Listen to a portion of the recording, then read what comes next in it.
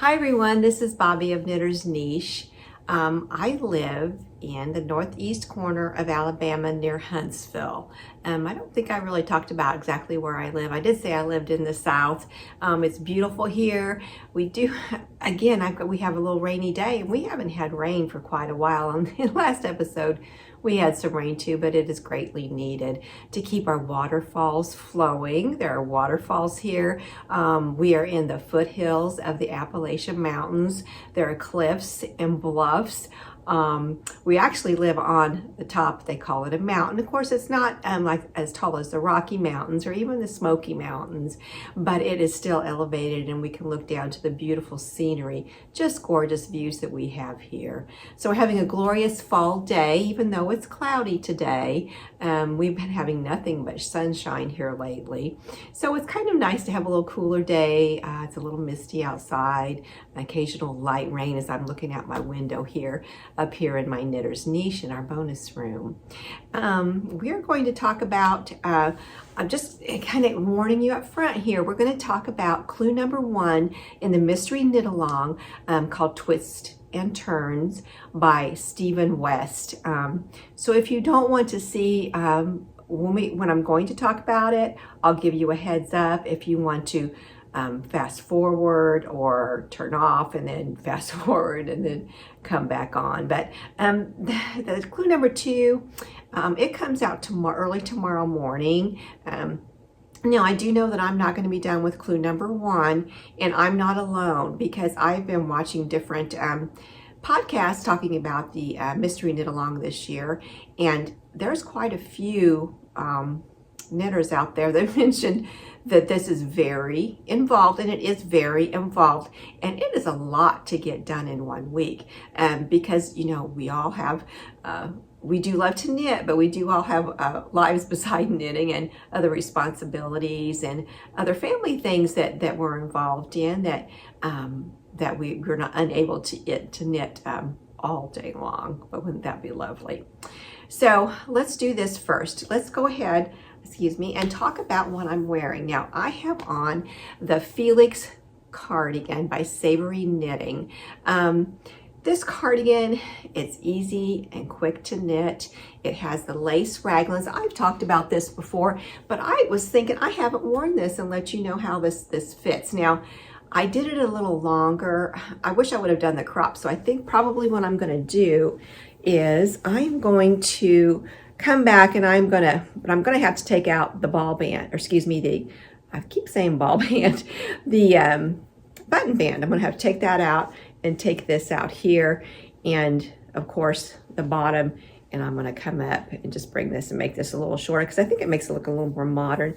Modification I made was really only one modification, and that is I did twisted rib on the cuffs, the neckband, the button band, and then the hem at the bottom. I did a twisted rib.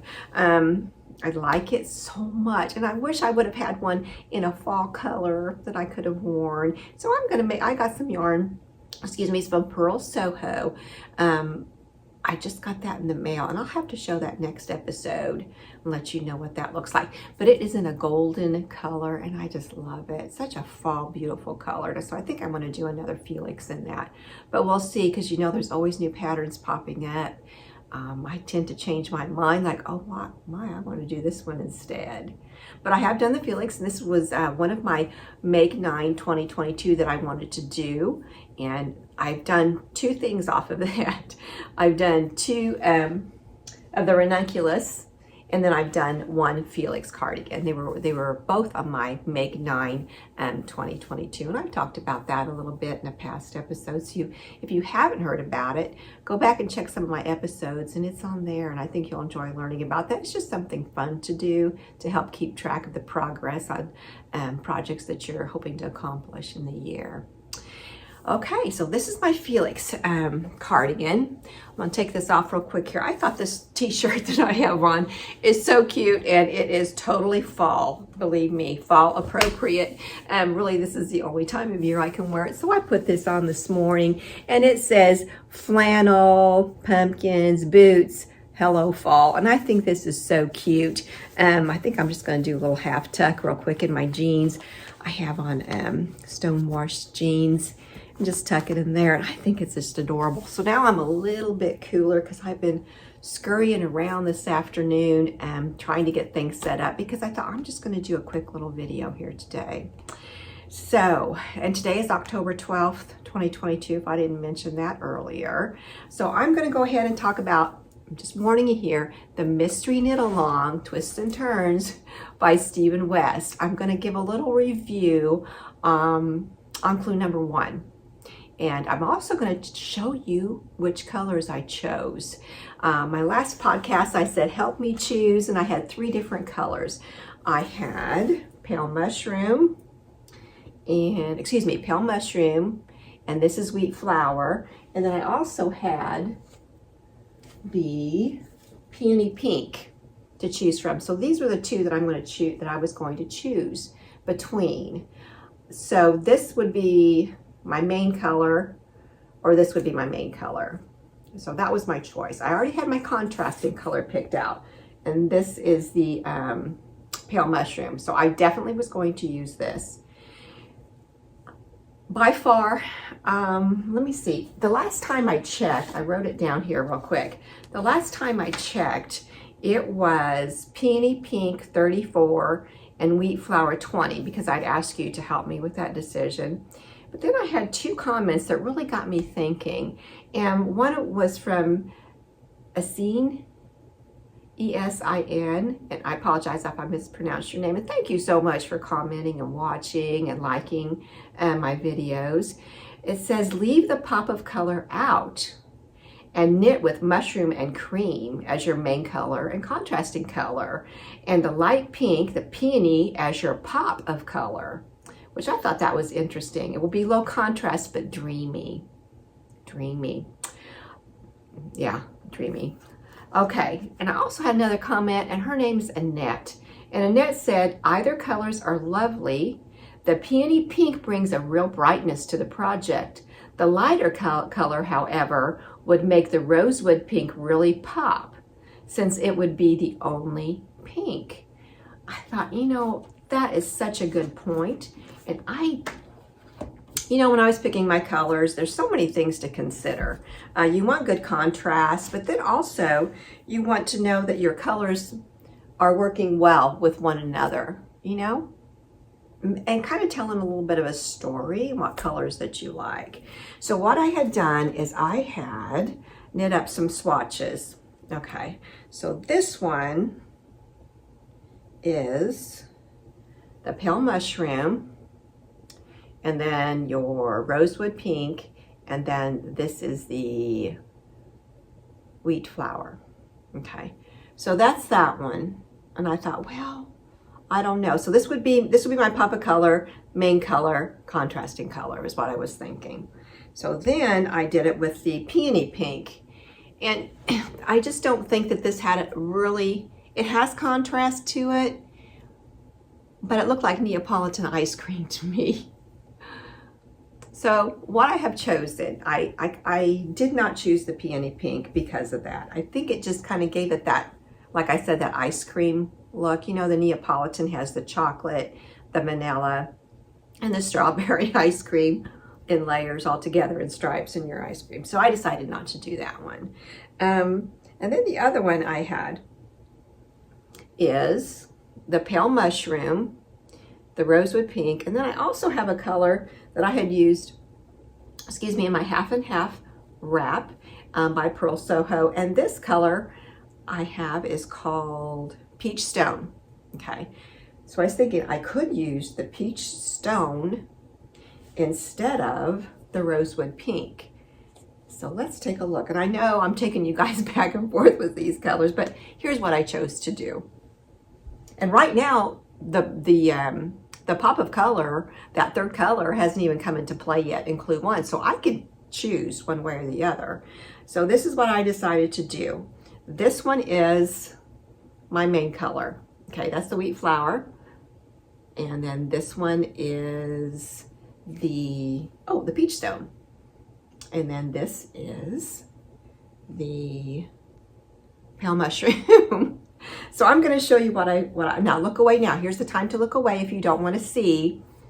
I'm going to show you, get my bag here. I'm going to show you the Twists and Turns Mystery Knit Along Clue number 1 by Stephen West. Okay, here it goes.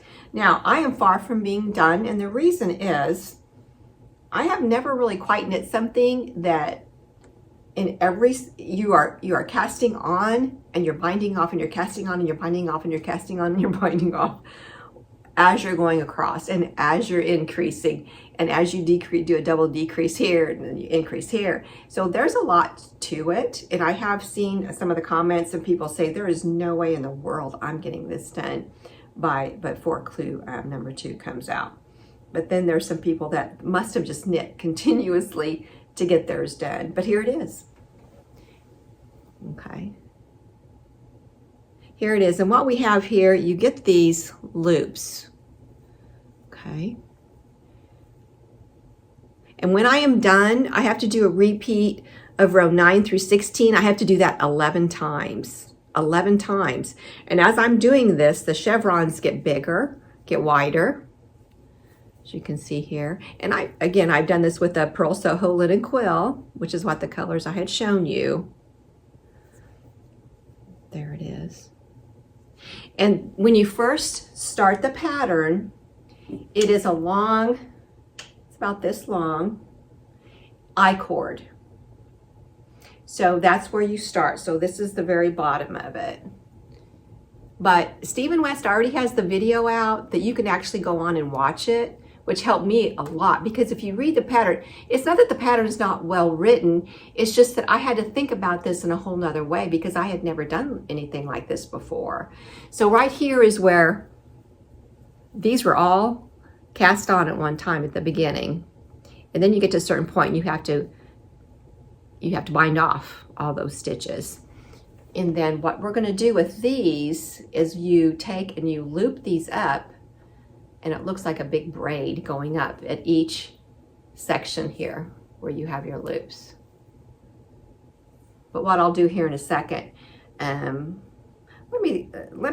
come right back and I'll do that so you guys can take a look at it because it's striking. It is beautiful. Where this is going to be at the top, I don't know. I don't know where it's going to be at this point until Clue number 2 comes, and I'll have a much better idea. So let me do that for you. I will go ahead and braid these up with my fingers. You braid it up and let you know what that looks like.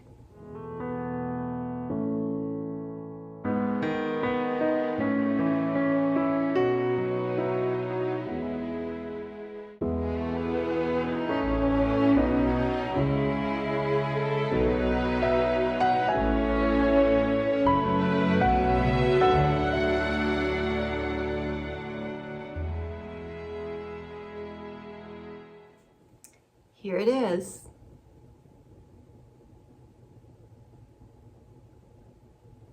So at each spot where you see all of these loops, here and here and here and here, it is going to be braided up and look like that.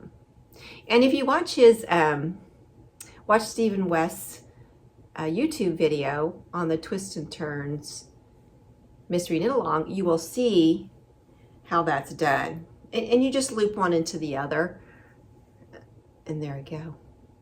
But you know, listening to him in the video and telling you, he goes through it, I think up until, I don't know how many rows. He pretty much goes through everything and has it all typed out on the bottom, and he's talking about it, and each word, the word he is on is in red, and it, you know, it really, you keep right on track when you watch his videos. So I'm happy with this, but I'm kind of sad that I'm not going to have it done. And I really worked on this, but like I said, I'm not the only person out there that's in this predicament, but that's okay. Hopefully the next one's going to be less involved, because every time that you cast on and then you knit a few rows, when you get back to the front, and then you have to bind off these and then cast on these, and at the same time, like I said earlier, you are increasing, you have make ones in here, and then you have double decreases, which is the line down here through the middle, that you can see those double decreases form that beautiful distinctive line. So I'm happy with it. I'm committed to it. I wish I would have had it done, but I'll work on it the rest of the day. And in order for me to know I'm done, I don't really have to count everything, but what he says in the video is on this contrast color here, I will have, I think he says, oh, I don't want to tell you the wrong thing. Gosh darn, I thought I would remember. I apologize. I'm thinking it's 14. I'm going to have 14, and I have 1, 2, 3, 4, 5, 6.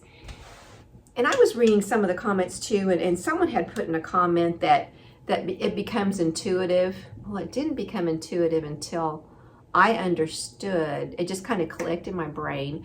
I understood that on these chevrons, right here and here, are where your make ones are always going to be on the inside of these markers. So that let me know that nothing is going on here, between here where the loops are, unless I'm binding off or casting on. So, and it didn't dawn on me till right about here, to right about where I'm at. Then it was like, oh, I see.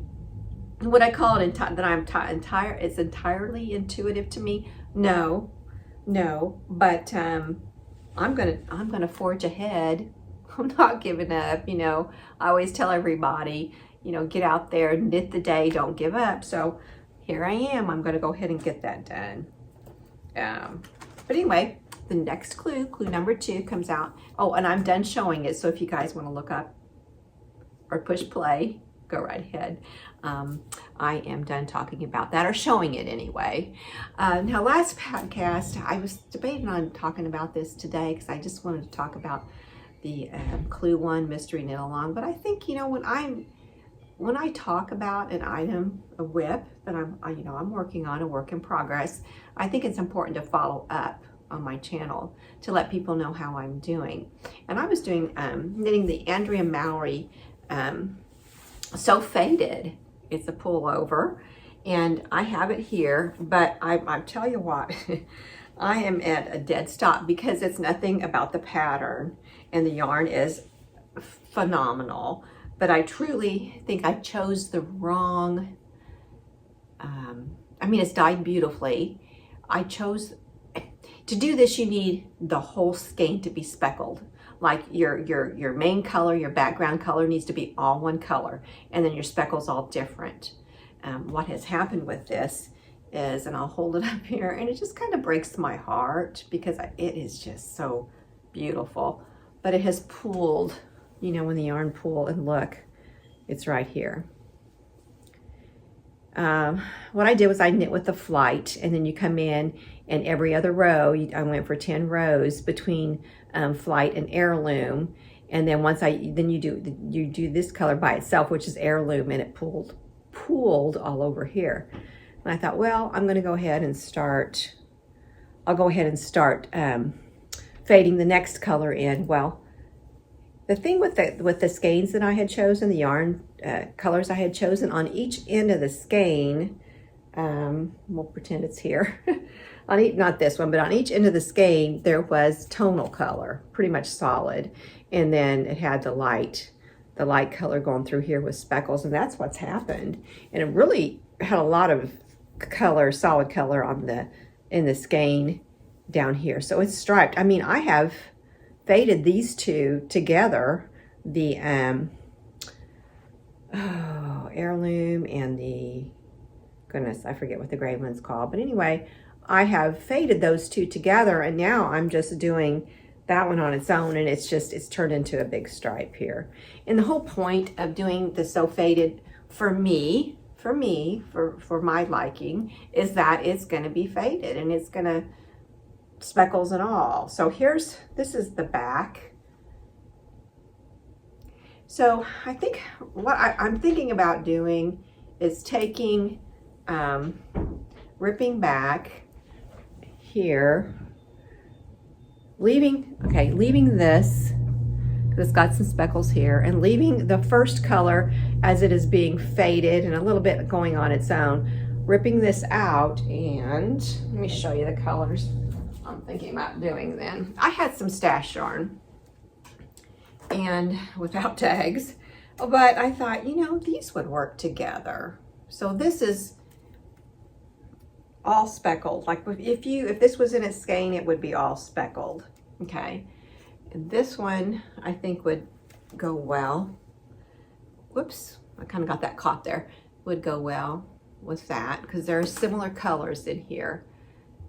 Okay, so I could do that, and then I think maybe the bottom I'll do this one.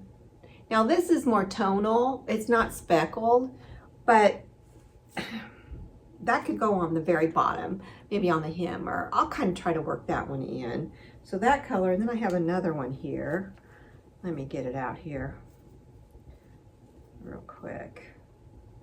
Oops. I've got a small, hang on here. I've got a small one here, I'll show you. So it would be this one and this one. Okay. So there. This one has actually some of the same colors, you know, we've got the mauve or mauve, some burgundy, and there's some cream in there. Okay, now this is another one that I could use.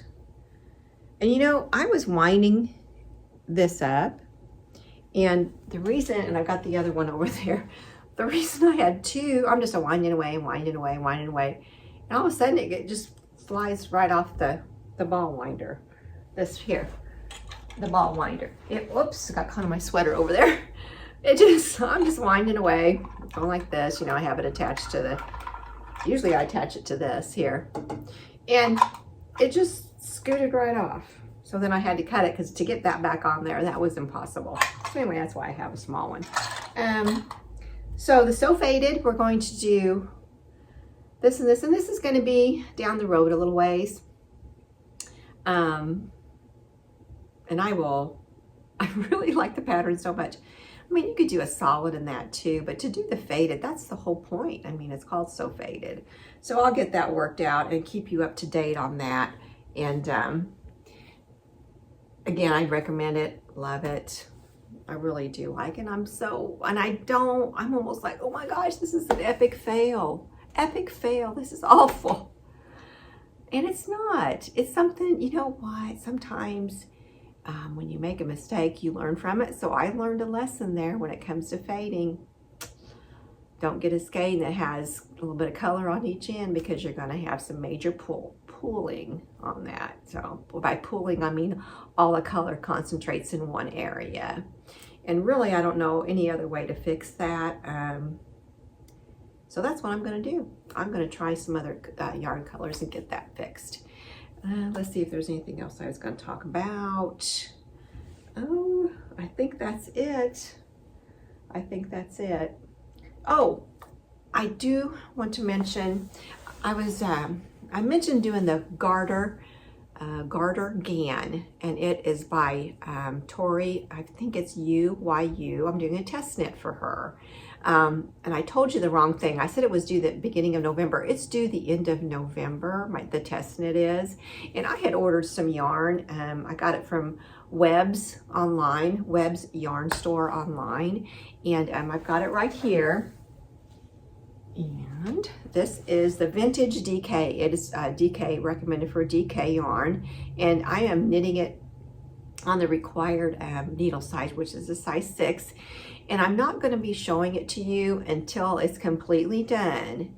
I had emailed Tori, and she said you may show the completed project. So I'm going to wait till that's done before I reveal that to everybody. But it is a completely garter. It's nice. Has a real modern look to it. And if you go back to my episode before this one, you'll get a good look at a picture that I have in there of 3 different views of it. And this yarn is beautiful. It is very, very soft. It is 52% acrylic, 40% wool, and 8% nylon. So it's very soft, and I expect it to really do a beautiful job after I do a wet block too. Now garter has a tendency to kind of stretch out lengthwise, so I'll be careful about that when I wet block it. But this is the color that I chose, and this color is, well, I'm sure it's right in my, oh, well, wait a minute. It has the dye lot. I'll have to look and see what the color is, because it did have it on their website, but it's just giving me a number on here right now. But I'll link it below, or I'll pop back in and tell you what color it is. So that's what I'm up to. My Stephen West Mystery Knit Along is what I'm doing right now. The garter GAN test knit is what I'm doing right now. I've put the Andrea Mowry So Faded Pullover on hold, which breaks my heart in a way. I mean, you know, it can't really break my heart. I mean, it's knitting, so there's greater things out there in the world, however, too. But it is disappointing because you put a lot of time in it, and I was excited because it would have been done. It would absolutely have been done, wet blocked, dried, ready to go by the time I put out this next episode, but that just didn't happen. And that's part of knitting. It's part of learning. Like I've said before, you learn a lot when you're knitting, because you have to, because you're going to rip out, you're going to change your mind, you're going to have to revamp things, you're going to have to modify things, but that's all part of it. That's all part of the journey that we're on as knitters and crocheters too. Oh, I know what I was going to talk about. Let me set this over here. This is an Afghan that I had crocheted for my daughter. I want to say it was probably gave it to her 2 years ago. And it's just done of some yarn that I had in my stash. And she went through my yarn and she said, oh my gosh, Mom. She sent me a picture of one that she had found. I think it was on Pinterest. And it was just a picture of one. There was no pattern. So I went on, I think it was Pinterest, and I was searching for some crochet granny squares. And I want to say this is called Sunburst. I might be wrong, but what I'll do is I'll put it in the link below. And sorry, I got tongue-tied. It just completely left my mind. I will put a link at the bottom for the pattern for the so-called Sunburst granny square. I might be wrong about the name, but I'll have the information down below for you. Also, my little pumpkins, I've got one here. I've talked about them before, and I've put a link down below before. And what I had done is I just went on YouTube and searched knitted pumpkins, and I found these. They're so easy to do. I do them on double pointed needles, and I suppose you could probably do them in magic loop, but I wasn't doing magic loop at the time, and I knit so many of these, and they're just darling.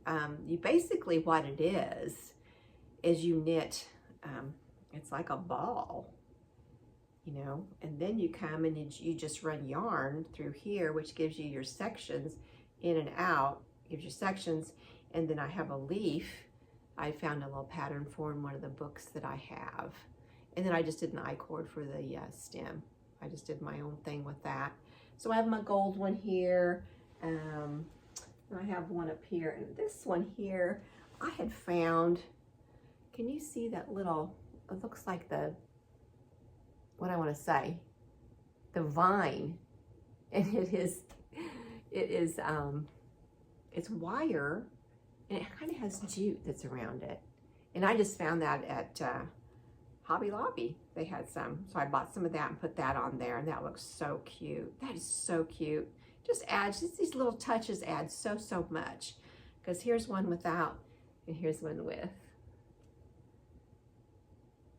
I think those are adorable. They're adorable. Kids love them.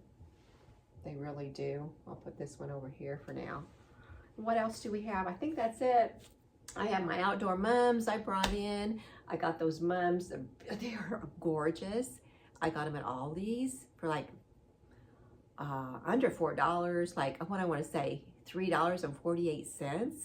I bought one for myself and one for my daughter. I have a great big one that I have bought, not at Aldi's, that I had bought. It's outside on my porch, so I'm going to get some footage of that and put that in this video too, so you can take a look at my fall comfy decorating that I've done out there this year.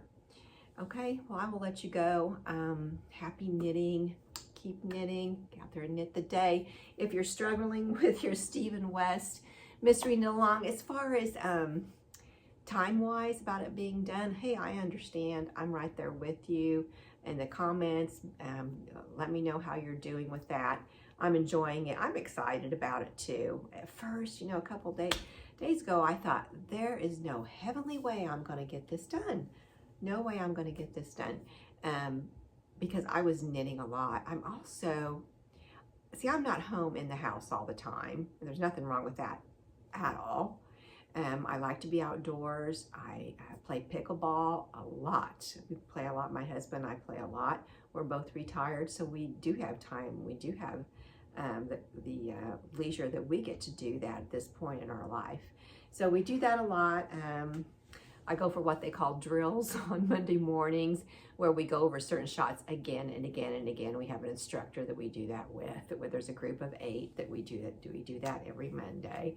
So I'm busy with things, and I have grandkids. I pick them up after school, and so I don't have the availability to knit all the time. And I'm reasonable. I understand. You know, there's only a certain amount that I can do, a certain amount of knitting that I can get done, and projects get done. But I will say that this clue number 1, it's a lot, because like I said, you're casting on, you're casting off, double decreases, make ones, and you're doing all, and you really have to be attentive to it as far as the pattern. Yes, you're doing repeats again and again and again. You're doing repeats 11 times, like I said, to get that chevron to come up and get wider. Whereas that's the top, I don't know. I don't know what the top is and what the bottom is. So anyway, what I'm going to do real quick here for that pop of color, I'm going to decide, and that's one luxury that I have here, and all of you do too. If you have enough yarn and you have a couple of colors you're indecisive about, and they have a little bit more vibrancy to them, choose that as your pop. And then what you can do, like I said, it has not been in the clue yet. In clue 1, it's not mentioned yet. So I'm going to decide which one I'm going to use. It's either going to be the rosewood pink, or it's going to be the peach stone. I had to stop and think for a second which one it's going to be. Okay, well listen, I will catch up with you again. If I happen to do like a video and decide to post it on YouTube within these 2 weeks, because normally I do them every 2 weeks, and I might just do one willy-nilly when it comes to this mystery knit along. That way I can talk about the clues and how I'm getting along with it, and possibly show you some knitting as I'm knitting. Maybe, because I mean it is a pay-for pattern, so I kind of have to be careful with that. But again, watch Stephen West's YouTube video, and he's got a lot of information on there, And the way he talks about it, and the way when he is knitting and showing it to you, he just has this way about him that you will never second guess yourself thinking, oh, am I going to be able to do this? Because the answer would have been, I don't think I can. But he just makes you feel that much at ease. And there's so many of us out there knitting it that we can get some help in a second. You know, if you want to post something on somebody else's YouTube video that's talking about the mystery knit along, that's a great opportunity to ask questions if you're having trouble. And if you're having trouble, you can put a question for me down there and I'll definitely find out. I'm moving along. I mean, it's doable. It's knit, it's purl, it's double decrease, but he shows you exactly how to do it. And he actually has it written out in the pattern, and he tells you and shows you in the video exactly how to do it. And you make, oh, you know what I learned? I learned, and I know that there are other bind off options that you can do. I do the knitted bind off. Well, he also said you can do the knit through the back loop bind off. It might be quicker for you. Well, since I have to bind off so much in here, in this pattern, then in his pattern, then I thought, well, I'll try the knit through the back. What you do, for your next 2 stitches on your needle, you're gonna knit through the back loop, and you're gonna have that on your right needle, that loop. You're gonna put it back onto the left one. You're gonna knit through those 2, back loop. You're gonna have a loop over here. You're gonna put that one back on your left needle, and then keep going that way. And it's quicker. It's a lot quicker than, for me, the knitting one, you know, the normal bind off that I was taught so many years ago. So many years ago. And you know, I've knitted for, oh shoot, 25, 26 years. Some days I feel like I should be a lot more advanced than I am, but you know, I can't think that way because I haven't been exposed to all the patterns there are out there, and there's always going to be something new for me to learn, which is what makes it so inviting. It's what makes knitting so inviting. And anyway, it's a great community out there. If you got any trouble, just go on YouTube. There's easy answers out that they'll give you. I just want to say thank you so much for watching, and happy knitting. Knit the day. I'll see you next time. Bye-bye.